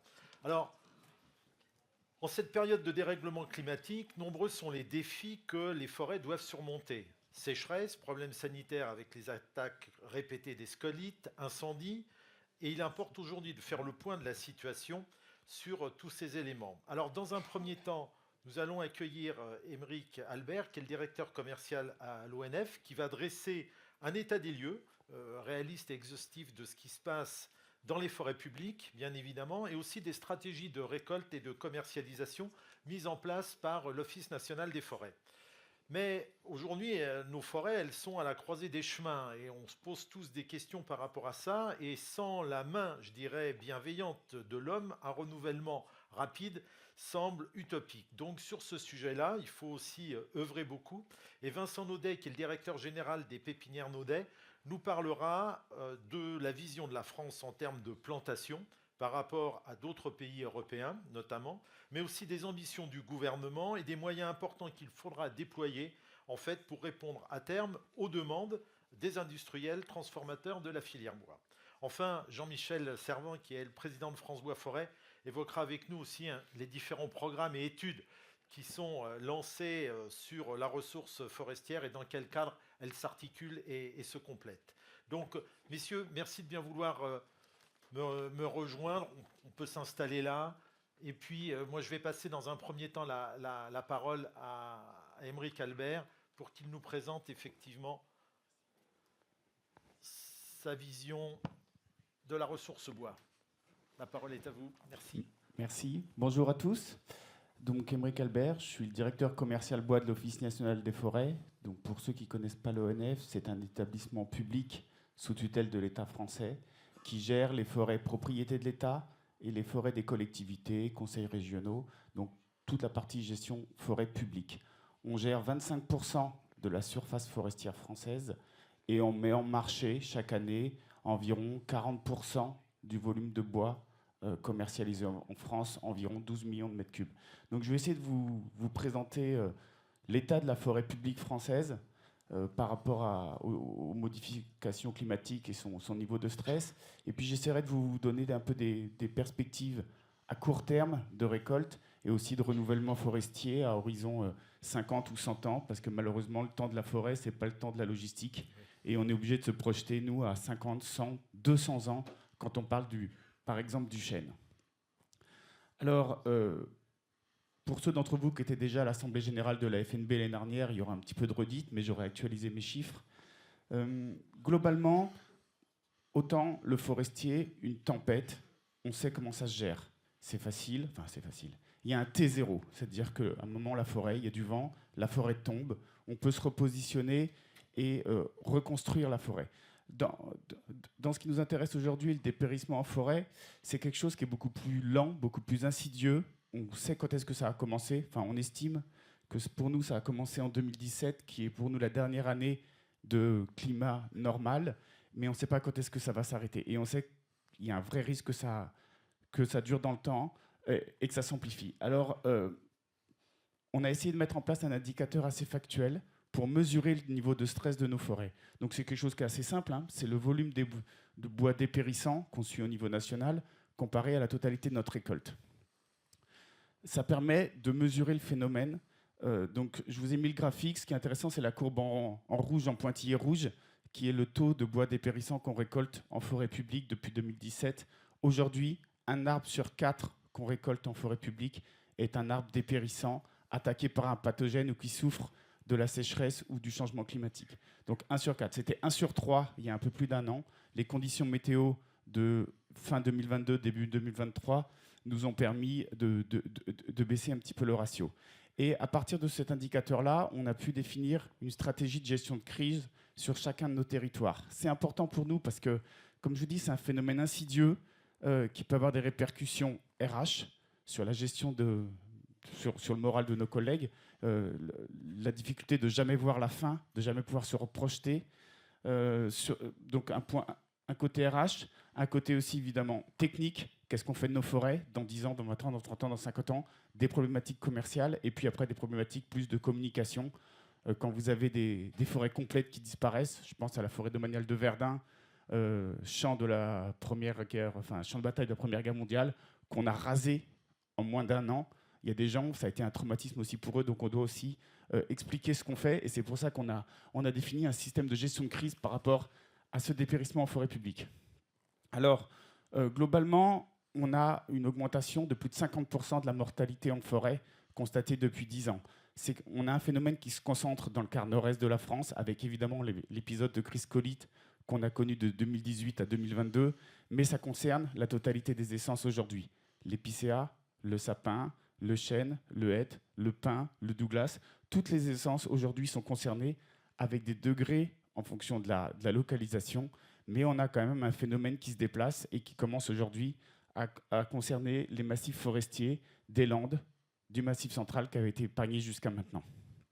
Alors, en termes de stratégie, on a deux problématiques qui se posent à nous. Il y a déjà une stratégie de commercialisation immédiate. Aujourd'hui, on récolte jusqu'à 50% de bois dépérissant sur certains secteurs.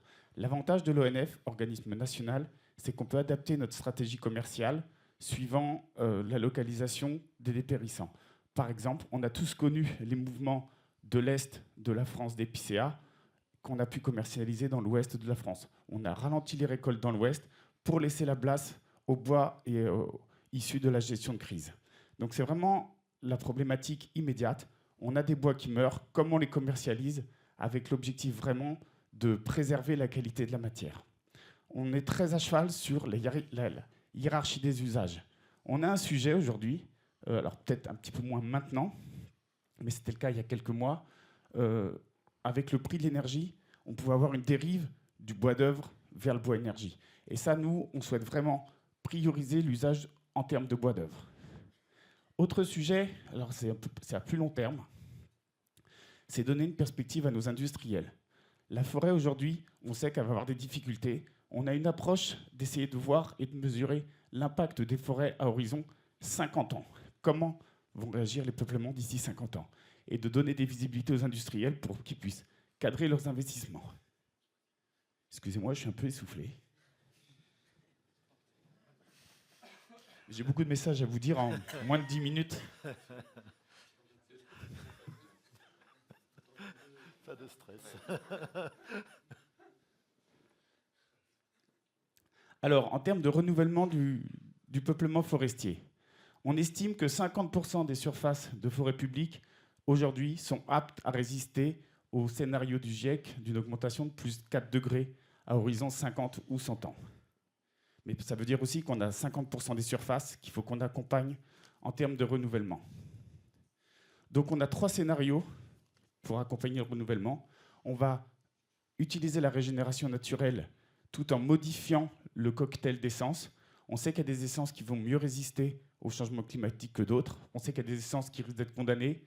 Malheureusement, le hêtre, on sait qu'à d'ici 50 ou 100 ans, il y aura des vrais sujets. Il y aura même probablement absence du hêtre, sauf sur les très hautes chaînes. Donc on va juste accompagner le mouvement naturel de la forêt en sélectionnant les essences au sein des régénérations naturelles. Ensuite, on va essayer d'assister la migration d'essences du sud de la France vers le nord. On sait qu'il y a des espèces qui existent dans le sud, par exemple certains chênes, le hêtre, en tout cas on essaye, et qu'on va essayer d'aider à migrer vers le nord de la France. Et quand on n'a pas d'autres solutions alternatives, on essaye d'introduire de nouvelles essences exotiques qu'on connaît actuellement peu dans les forêts publiques françaises.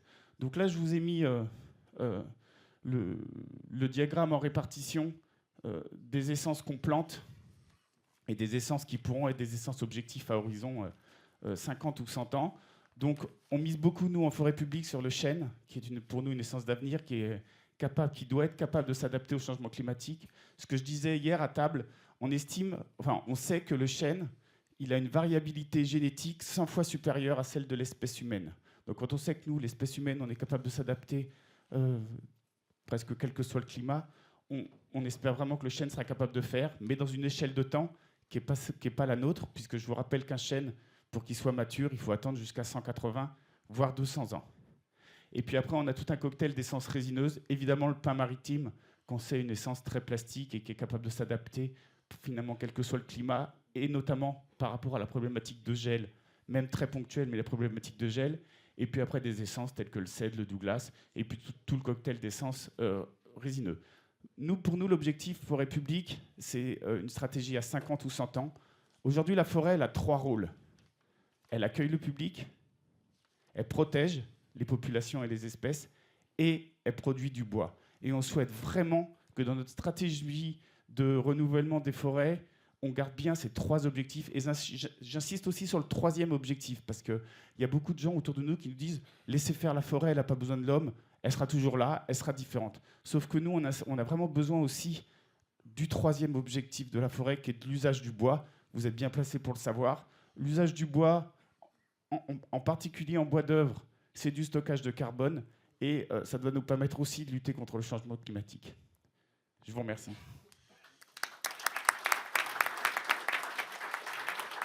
Monsieur Maudet, on vous passe la parole. Merci. Bonjour à tous et à toutes. Moi, je vais vous parler un petit peu du premier maillon de la filière, qui est la pépinière et le reboisement, parce que pour faire des forêts, il faut planter. Un petit mot sur mon parcours professionnel. J'ai été pendant une douzaine d'années président des pépiniéristes en France, et pendant 3 ans président des pépiniéristes européens, des pépiniéristes forestiers. Donc j'ai une vision assez globale de ce qui se fait en France et aussi chez nos voisins, et c'est ça que je voudrais vous exposer aujourd'hui. Alors on est bien loin de l'utilisation du bois pour les palettes, mais c'est quand même un maillon essentiel de la filière. Et il faut bien comprendre la façon dont ça fonctionne. Le vert. Voilà. Oui, c'est bon. Non, c'est bon. Voilà. Ouais, il y en a un qui a sauté.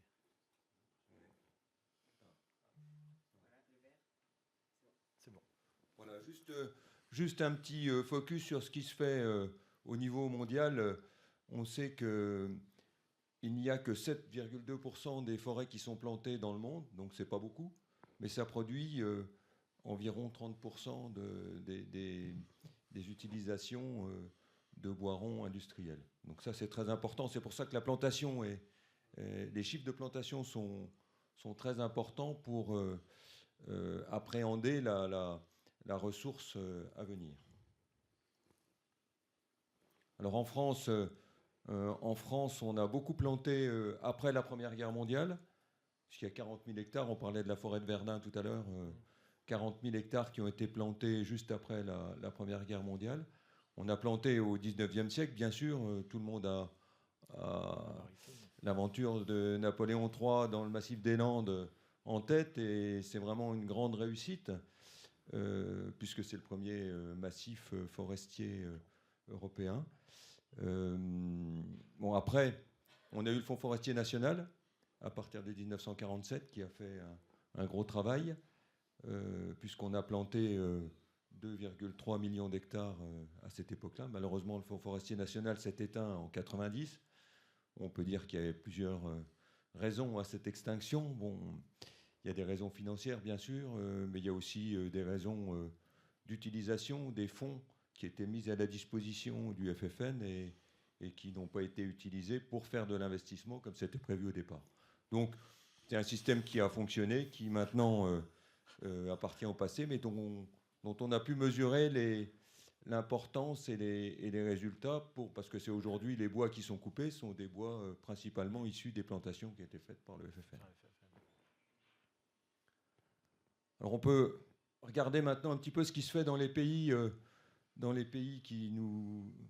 qui sont voisins et qui nous concernent tant au niveau de la production de bois que de la production de palettes pour vous. L'Allemagne plante 150 millions de plants. Elle a eu planté 300 millions dans le passé, donc c'est des gros investissements. La République tchèque, qui a une petite surface, 160 millions. La Hongrie, 220 millions. La Suède, 370 millions. La Pologne, 800 millions. Et la France, 70 millions. Donc on peut mesurer ici la hauteur de notre investissement dans les plantations. À titre indicatif, on voit que la Chine plante 7 millions d'hectares chaque année. Donc ça... Alors après, les densités sont différentes, mais c'est au moins 9 milliards de plants.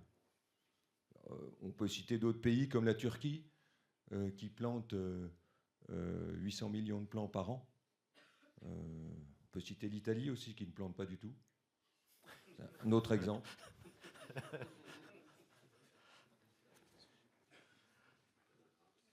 Alors, en France, qu'est-ce qui se passe pour nous ? On sait qu'en France, dans les années 90, on plantait 110 millions de plants, hors pins maritimes. Et aujourd'hui, on plante 70 millions de plants, mais avec du pin maritime, ce qui fait qu'on est environ 3 fois moins important dans les autres essences que le pin maritime que ce qu'on faisait dans les années 90. Ça nous permet de relativiser. Alors, il y a le plan annoncé par le président Macron, qui est vraiment très important pour la filière, puisque on dit on va planter 1 milliard de jeunes plants sur les 10 ans à venir. C'est beaucoup 1 milliard, mais bon, il faut relativiser, parce qu'1 milliard, ça fait jamais que 100 millions par an. 100 millions, ça peut paraître important, mais c'est en fait 30% de moins que ce qu'on faisait dans les années 90. Donc, certes, c'est des objectifs ambitieux qui sont réalisables, mais il faut... c'est un bon départ, on va dire. Il faut planter encore plus pour arriver à... Je ne veux pas dire à être à hauteur de nos voisins, parce que ça ne sera pas possible, mais en tout cas, suivre avec un rang acceptable. Alors les défis à relever sont importants, parce que effectivement, la matière, et vous êtes les premiers à la demander, elle doit être disponible. Et aujourd'hui, elle risque de ne pas l'être. Alors, quand un marché est en décroissance, c'est pas très grave. Quand il augmente, c'est plus important. Et le deuxième défi qu'on a à relever, c'est les changements climatiques. Parce que les changements climatiques sont là, on peut les mesurer tous les jours. Et la forêt encaisse le choc. Émeric Albert nous l'a bien rappelé. Et les conséquences des changements climatiques, elles sont très importantes et elles vont se manifester dans les années qui viennent d'une manière encore plus importante. C'est pas ponctuel, c'est pas 2 degrés. On dit 2 degrés, c'est pas important, mais 2 degrés, si c'est en moyenne sur toute l'année, c'est très important. Et donc, pour contrer les changements climatiques, il faut planter, parce qu'il faut qu'on mette en place des variétés forestières qui résistent au climat de demain. Et aujourd'hui, la pression écologiste est très forte. Et quand je dis écologiste, c'est dans le mauvais sens du terme, bien sûr, parce que nous sommes tous des écologistes et nous devons tous travailler pour l'avenir de la forêt. Mais aujourd'hui, quand on dit une forêt, on va reproduire l'existant parce que c'est plus facile à faire, parce que la forêt peut se débrouiller toute seule, c'est se tirer une balle dans le pied, parce que la forêt, et je conclurai avec ça, la forêt, elle évolue à raison d'1 kilomètre par an, alors que le changement climatique, il va à 10 km par an. Donc en fait, il y a un facteur 10 entre ce qu'on a aujourd'hui et ce qu'on aura demain. Et on ne peut pas faire autrement que de planter, que d'enrichir, de manière à ce que la forêt qu'on va laisser à nos enfants soit adaptée au climat de demain. Vous avez un site qui est très intéressant. Vous pourrez prendre l'adresse là sur le slide et puis y aller. Ça vous donne les cartes par essence qui permettent de voir comment l'essence sera adaptée au climat de demain, dans 20 ans, dans 30 ans, dans 50 ans, avec des scénarios, un scénario normal, un scénario optimiste et un scénario pessimiste.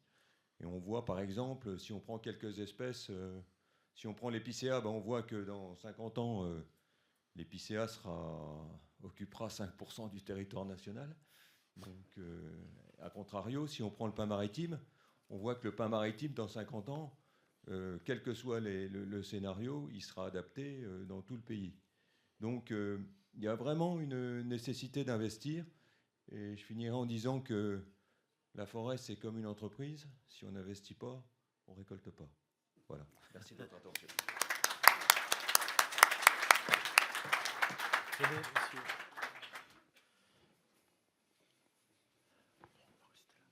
Prendre un micro, peut-être celui-là. Oui, je pense, il doit fonctionner. Ouais.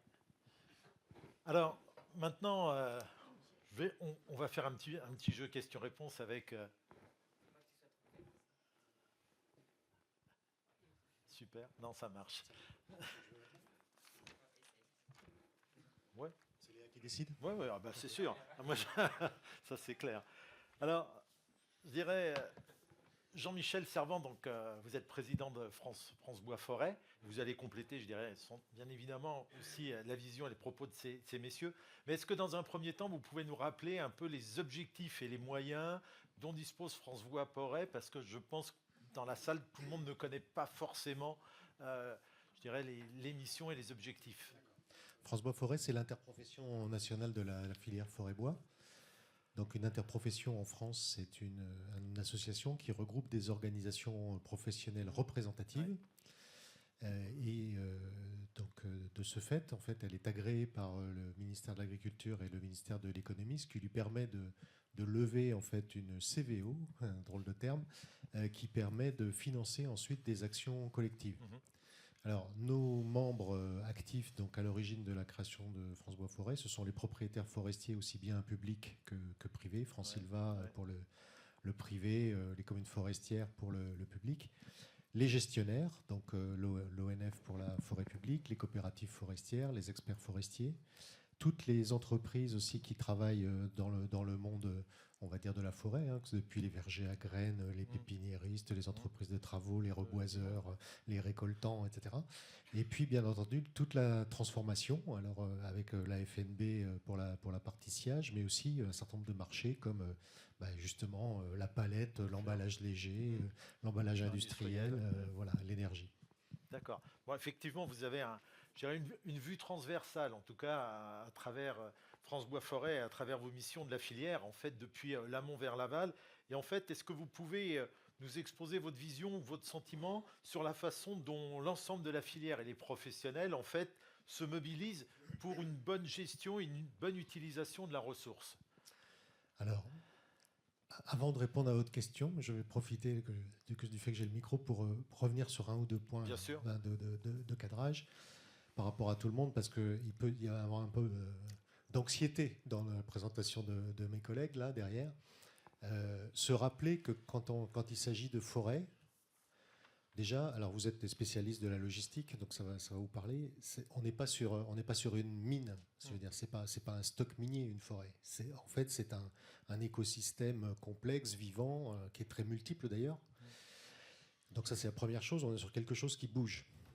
On n'est pas sur quelque chose de statique dans lequel, comme du charbon, on va venir puiser, et puis après, voilà. Donc c'est très important de comprendre ça, et ça fait le lien avec notamment ce que vous avez dit tous les deux, c'est que si on n'intervient pas, nous, hommes, pour faire en sorte d'accompagner ce cycle, eh bien, en fait, il n'est pas équilibré de telle sorte qu'on puisse vivre du peu qu'on en récolte. Voilà.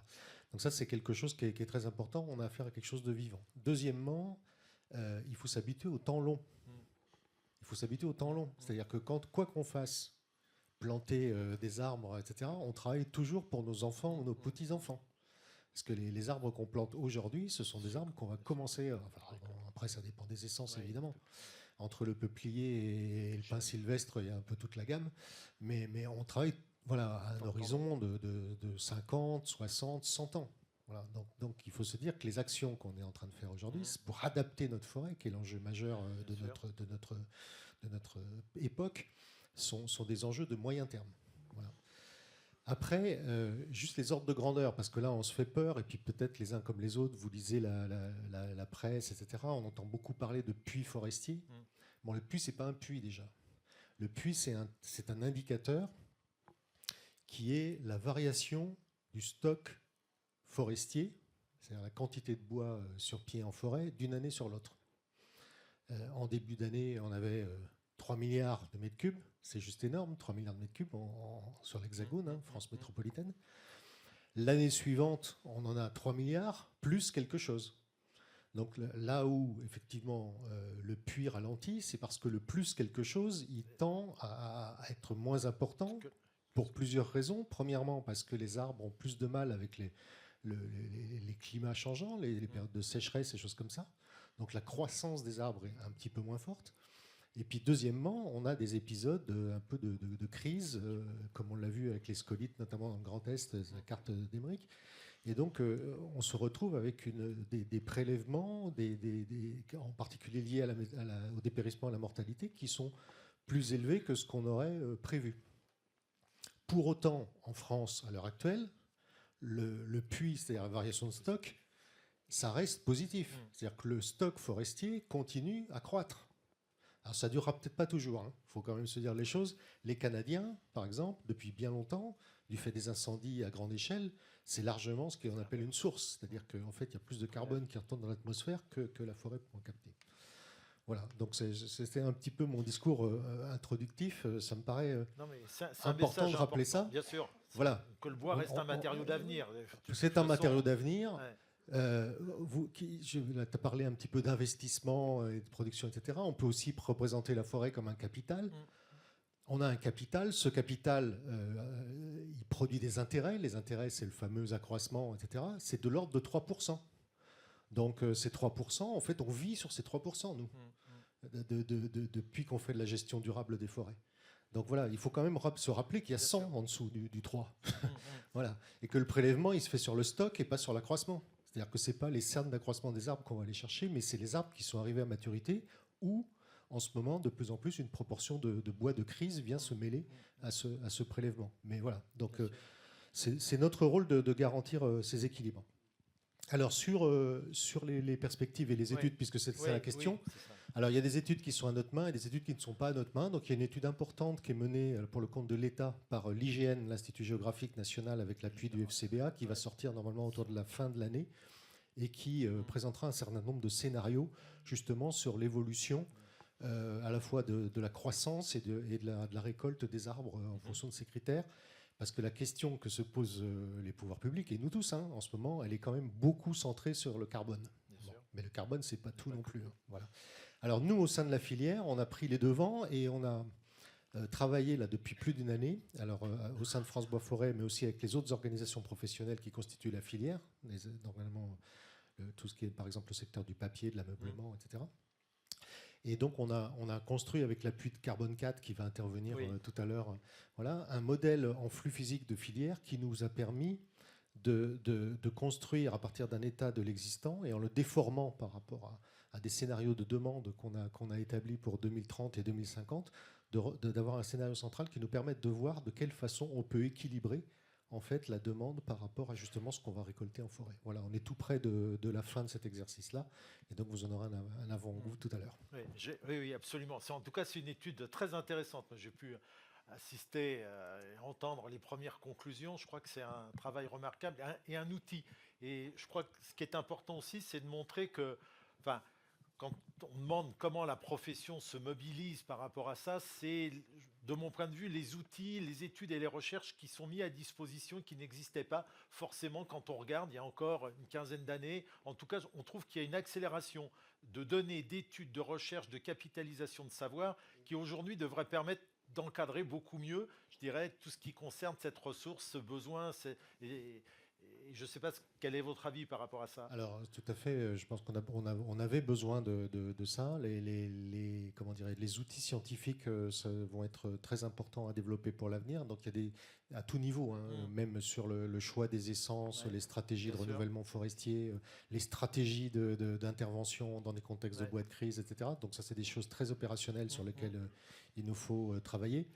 Après, je reviens un petit peu sur l'étude Carbone 4 parce que j'aurai sans doute pas le luxe de pouvoir la commenter quand la présentation sera faite. Il y a un point très important au niveau de la filière de cette étude, un acquis, c'est le fait que c'est la première fois qu'on menait cette action-là dans le cadre complet de la filière, et du coup est apparu comme une évidence, quelque chose qu'on avait un petit peu en tête depuis des années, mais qui n'était pas aussi objectif, c'est l'articulation des usages. On entend souvent parler de hiérarchie des usages, alors bien entendu qu'il s'agit de donner la primauté en termes de valorisation bois d'œuvre, mais en fait, on voit bien que pour que notre filière fonctionne, il faut équilibrer les débouchés. Donc on a besoin notamment de bois énergie, mais la primauté de l'usage du bois énergie, elle doit être réservée à la compétitivité de notre filière. C'est parce que si on n'a pas une filière compétitive, on peut se raconter ce qu'on veut sur la part du bois dans les usages, parce que c'est comme ça qu'on décarbone, on parle de carbone là aussi. À chaque fois qu'on utilise du bois plutôt qu'un autre matériau, c'est bon pour la planète. Voilà. Mais pour qu'on soit en capacité de faire ça, il faut que le bois soit compétitif.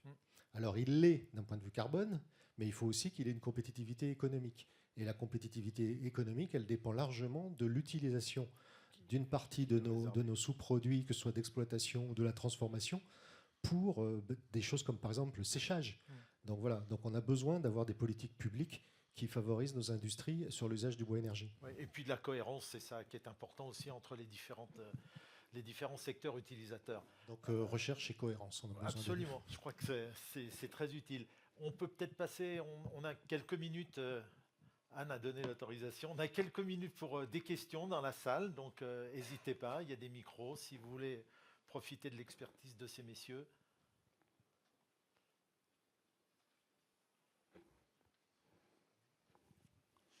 Bonjour, Renaud Cornu et Palia. Juste pour ma culture personnelle, quand on dit 70 millions de plants par an, c'est quoi le taux de transformation? Il y en a combien qui arrivent à maturité? Ça, c'est une question pour vous, monsieur Naudet. Alors 70 millions de plants par an, évidemment, ce n'est pas 70 millions d'arbres qui vont être exploités à terme. On plante en densité aux environs de 1200, 1300 plants à l'hectare. Et quand la récolte finale, la coupe rase, enfin j'hésite à dire coupe rase parce que c'est presque un gros mot aujourd'hui, mais en fait il faut bien faire des coupes rases si on veut reboiser derrière. Mais quand on fait la coupe rase, on a 250, 300 tiges à l'hectare maximum. Tu peux donner peut-être en rejet naturel, parce que pour le coup, tu parlais de l'évolution du chêne. En fait, un chêne, quand il fait une glandée et qu'on est dans une régénération naturelle, on est sur des taux... On a plusieurs millions de plants à Ouais, l'hectare et on finit à 70 chênes à l'hectare 200 ans plus tard. Et ceux-là, ils ne sont pas dans les statistiques. D'autres questions? Non? Bon, bah écoutez, on espère qu'on vous a averti et donné les bonnes informations. En tout cas, on remercie tous ces messieurs qui ont bien voulu nous parler de la ressource bois. Merci beaucoup.